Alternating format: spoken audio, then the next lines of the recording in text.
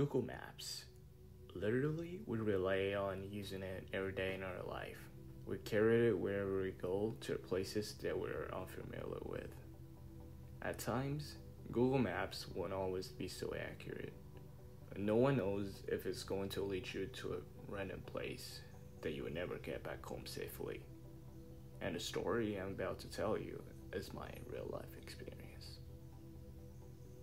One day, back in high school, I wanted to hang out with my best friend. Then I told him that rather go to our usual spot. I wanted to go on an adventure. So we looked around on Google Maps for somewhere which looked secluded and found a spot off the road in the boondocks. Turns out the road was pretty busy, and me, being paranoid, I decided we need to go to somewhere less busy. Since we had our phones with GPS, we decided we could just drive around randomly until we find somewhere good, light up, and GPS our way back.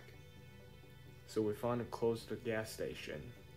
It was like 1 a.m. at this point, out of the country, and drove out behind it and lit up. So we were waiting for a little while to calm down before driving back, and we started hearing this noise off in the distance. It sounded like a small motorbike or chainsaw. It started getting closer. They speeded up until it sounded like it must be within 50 yards. Then just called out, "Fine, whatever." This is so we got into the car and drove off. Around 3 minutes later, my friend decided that he was way too intense to keep driving. So we pulled off the road.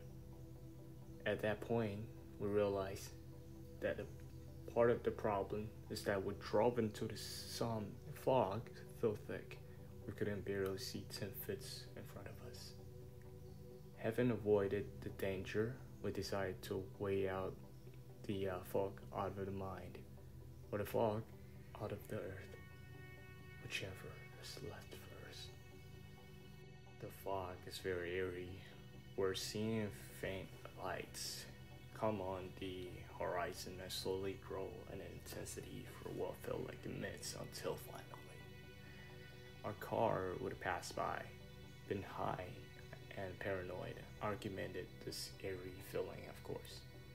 We sat here for probably half an hour, and we started hearing the noise again in the distance, slowly getting closer and closer until it seems like it was right outside our car. Then it cut out. So we've been followed by some serial killers, and we accept our demise at this point. But it never comes, and it would never see anything ever again. After about 15 minutes, we felt ready to go again, so we left and made it home unscathed. We never did find out what the noise was.